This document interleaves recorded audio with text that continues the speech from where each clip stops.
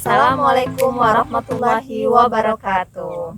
Alhamdulillahirrahmanirrahim. Hai Sobat Muslimah, kembali lagi dengan Muslimah Maluku Center. Nah, di pagi hari yang cerah ini, Alhamdulillah saya sudah bersama dengan Kakak Upa. Nah, hari ini kita akan membahas atau sharing tentang isu yang mungkin tidak akan pernah expire, yakni terkait dengan polemik minyak goreng. Kenapa tidak pernah expire? Karena memang kita setiap hari pasti makan tentunya, sehingga isu terkait dengan mahalnya bahan pokok seperti minyak goreng ini tidak mungkin habis ya pembahasannya.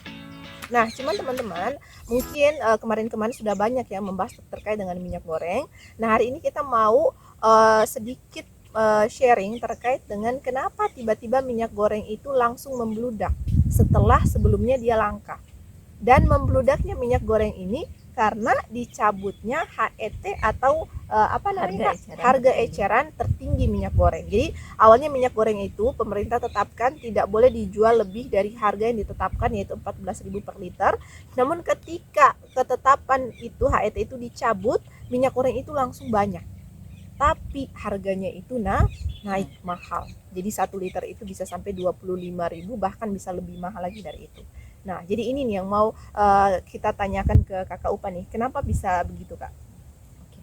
Nah, seperti kita ketahui ya, minyak goreng itu kan bahan pokok yang memiliki peranan penting ya bagi masyarakat, terutama ibu-ibu, dan juga memiliki peran penting dalam perekonomian masyarakat gitu, terutama para pedagang yang mereka memang bekerja dalam industri makanan yang dimana mereka memang membutuhkan minyak goreng dalam jumlah yang cukup banyak. Dengan pencabutan Permendak nomor 6 tahun 2022 ini tentang HET, harga eceran tertinggi, yang awalnya pemerintah menetapkan gitu harga minyak goreng harusnya 14.000. Nah, setelah dicabut itu jadinya naik gitu, Rp25.000 per liter, bahkan ada yang lebih gitu. Nah, tentu ini menjadi beban tersendiri ya bagi masyarakat, apalagi ini sudah memasuki bulan suci Ramadan gitu, dimana kita ketahui, yang seperti kita ketahui bahwa kayaknya setiap tahun atau setiap bulan suci Ramadan tuh pasti ada saja bahan pokok yang naik gitu kan. Sekarang kayak contohnya sekarang Pertalite naik, Pertamax naik, kemudian gas juga naik gitu. Nah, untuk di Namlaya sendiri minyak goreng juga tentunya naik ya, sampai ibu-ibu tuh mengeluhkan gitu. Kemudian kalau di Namlaya sendiri minyak tanah yang mulai langka gitu, karena minyak tanah ini masih menjadi bahan pokok ya, bahan bakar gitu, bahan bakar untuk masak di Namlaya sini gitu. Nah, seperti tadi yang In bilang, setelah dicabut Permendak ini kan minyak goreng yang tadinya langka menjadi melimpah, dan bahkan untuk mendapatkannya harus ngantri gitu kan. Nah, sekarang sudah melimpah ruah gitu. Nah, tentu hal ini membuat kita bertanya-tanya gitu. Kenapa?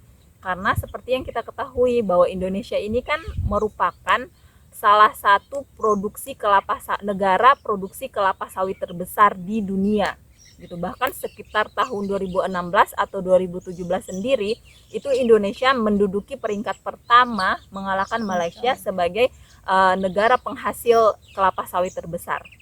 Berdasarkan data Ditjen Perkebunan pada tahun 2019 sendiri, itu luas lahan perkebunan kelapa sawit di Indonesia itu mencapai 14 juta hektar dengan total produksi mencapai 47 juta ton. Sedangkan pada tahun 2021 kemarin itu produksi kelapa sawit di Indonesia itu mencapai 46 juta ton.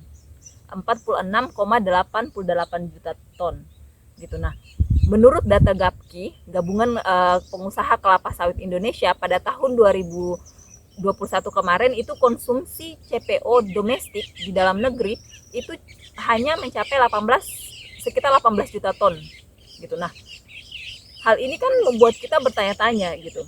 Lucu. Iya, produksinya itu sekitar 46 juta, sedangkan konsumsinya kan 18 juta ton saja gitu kan. Harusnya banyak. Nah, ya harusnya gitu ya, tidak terjadi kelangkaan seperti saat ini gitu, kelangkaan maupun kenaikan harga gitu. Tapi nyatanya yang kita lihat malah sebaliknya gitu. Nah, sekarang pertanyaannya, kemanakah sisanya?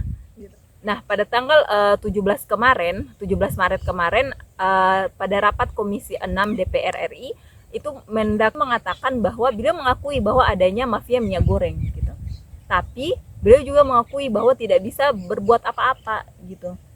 karena beliau terhalang sama wewenang undang-undang seperti itu. Nah, kalau kita lihat kan sekelas Mendak saja yang harusnya mengurusi urusan ini tidak bisa berbuat apa-apa. Bagaimana dengan masyarakat gitu. Nah, jadi kan di sini lagi-lagi masyarakat yang menjadi korban. Dan diharapkan harusnya pemerintah itu kan memberikan solusi yang tepat gitu untuk masyarakat gitu, bukan dengan mengeluarkan statement-statement yang malah menyakiti hati atau menyakiti perasaannya masyarakat. Seperti contohnya disarankan untuk makanannya direbus saja gitu, daripada digoreng ya direbus saja gitu, atau misalkan dikasih pilihan gitu, mending mana mahal mending mana murah tapi barangnya itu tidak ada, atau sedikit mahal tapi barangnya ada gitu. Nah, kalau dikasih pertanyaan seperti ini kepada ibu-ibu ya, terutama mereka yang tadinya galau malah tambah galau gitu karena pertanyaan ini gitu. Karena kakak ulur rasa keduanya ini bukan pilihan yang tepat untuk mereka gitu. Masya Allah ya, jadi kita ikut bingung ya dengan penjelasan tadi itu ya, bagaimana ternyata pemerintah kita tidak mampu mensolusikan masalah ini, tapi banyak muncul statement-statement itu yang malah menyinggung ya, atau menyakiti perasaan daripada masyarakat. Baik Kak Ul, kalau kita kembalikan lagi ya, sebagai seorang muslim, apapun masalah yang kita hadapi, kita harus kembalikan kepada Islam, karena Allah telah menurunkan Islam itu sebagai solusi dari semua permasalahan kita. Ibaratnya kalau ada penyakit maka ada obatnya, dan Islam itu adalah obat dari segala penyakit ya, atau segala masalah yang kita hadapi, termasuk dalam masalah kelangkaan minyak goreng nih. Nah, gimana nih caranya Islam itu menyelesaikan kelangkaan minyak goreng? Karena selama ini kita pahami Islam itu ya mengajari bagaimana sholat, begitu kan ya, bagaimana wudhu dan lain-lain. Tapi bagaimana sih sebenarnya Islam itu menyelesaikan masalah ekonomi terkait dengan kelangkaan migor atau minyak goreng ini? Nah, oke. Yang In bilang tadi benar ya, bahwa Islam itu sebelumnya kita harus ketahui bahwa Islam itu bukan hanya mengatur masalah ibadah saja, ibadah mahdo saja, tapi Islam itu mengatur seluruh aspek kehidupan manusia gitu, termasuk problem-problem manusia. Nah, termasuk dalam hal muamalah gitu kan. Dalam Islam, praktik kecurangan seperti mencurangi timbangan, kemudian menipu konsumen, kemudian mempermainkan harga, dan bahkan menimbun bahan pokok, itu dalam Islam semuanya tidak boleh. Bahkan Rasulullah sebagai pemimpin pun beliau melarang untuk mematok harga gitu. Sebagaimana dalam hadis riwayat Ahmad dari Anas, Rasulullah Shallallahu Alaihi Wasallam bersabda, Allah lah yang zat maha mencipta, menggenggam, melapangkan rizki, memberi rizki, dan mematok harga. Barang dan jasa dalam sistem Islam itu akan diatur sesuai dengan mekanisme pasar, yaitu supply and demand, penawaran dan permintaan gitu. Jadi kalau seandainya ada kenaikan harga di pasar gitu, itu negara langsung bertindak cepat gitu. Kayak misalkan penawarannya, permintaannya tinggi tapi supply barangnya itu tidak ada atau sedikit, nah negara akan cepat-cepat menambah gitu supply barang supaya harga barang itu tetap stabil di pasar gitu. Selain itu, negara juga akan mengutus yang namanya qadhi hisbah, di mana mereka itu ditugaskan untuk mengontrol pasar, mengontrol bahan-bahan, atau mengontrol harga gitu. Jadi dengan adanya qadhi hisbah ini tidak akan ada oknum-oknum atau mafia-mafia yang seperti saat ini gitu.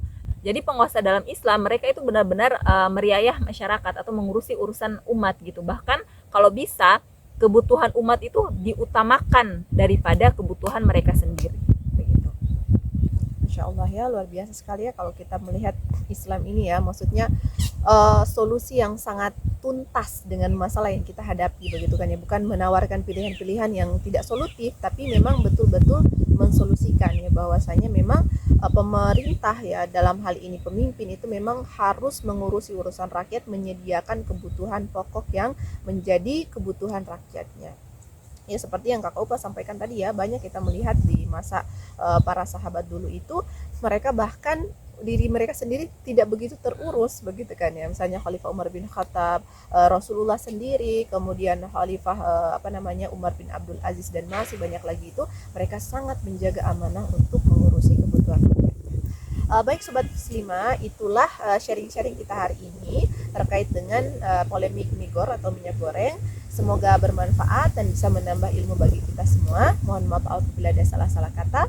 Kita akhiri dengan wassalamualaikum warahmatullahi wabarakatuh.